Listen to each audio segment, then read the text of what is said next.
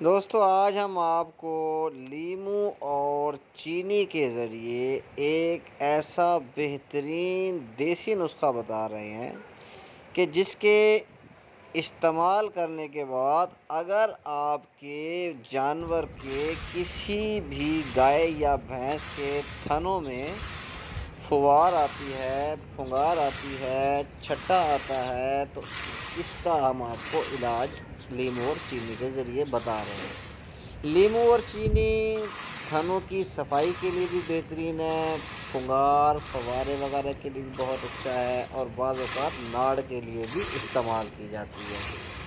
تو آج ہم آپ کو اس کا علاج بتا رہے ہیں۔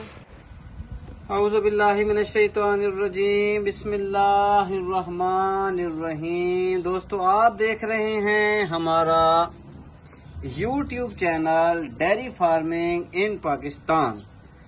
ڈیری فارمنگ ان پاکستان یوٹیوب چینل سے آپ کا میزبان سید اخلاق احمد رضوی۔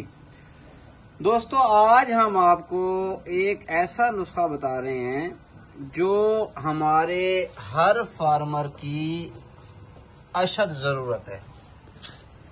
ہمارے ہر فارم پر، ہر ڈیری سیکٹر پر کوئی نہ کوئی جانور ایسا نکل جاتا ہے کہ جس کے تھنوں سے بعض اوقات پھنگار آنا شروع ہو جاتی ہے۔ پھنگار کے لیے آج ہم آپ کو ایک دیسی نسخہ بتا رہے ہیں کہ 3 طرح کی پھنگار ہوتی ہیں۔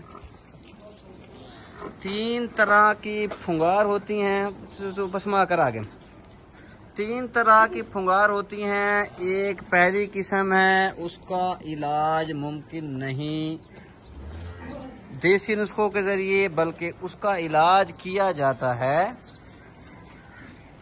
آپریشن کے ذریعے۔ ایک دوسری قسم کی پھنگار ہے، اس کا بھی علاج دیسی نسخوں سے ہو جاتا ہے۔ تیسری قسم کی پھنگار سے بھی ہو جاتا ہے۔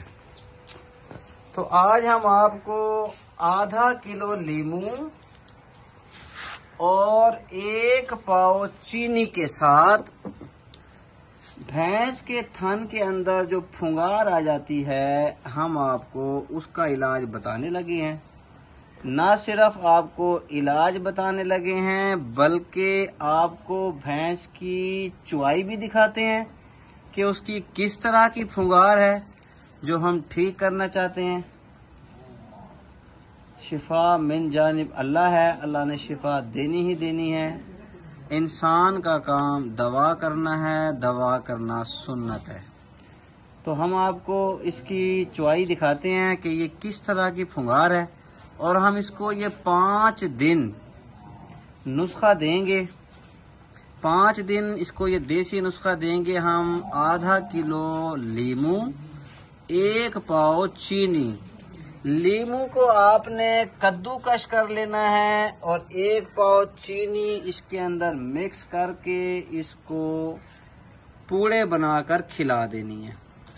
اگر یہ آپ کو مشکل لگے تو آپ نے کیا کرنا ہے، آپ نے کیا کرنا ہے، 1 پاؤ چینی لے لینی ہے، اس میں آدھا کلو لیمو کا پانی نچوڑ لینا ہے۔ یہ شربت سا بن جائے گا، آپ وہ بھی پلا سکتے ہیں، آپ یہ بھی کھلا سکتے ہیں۔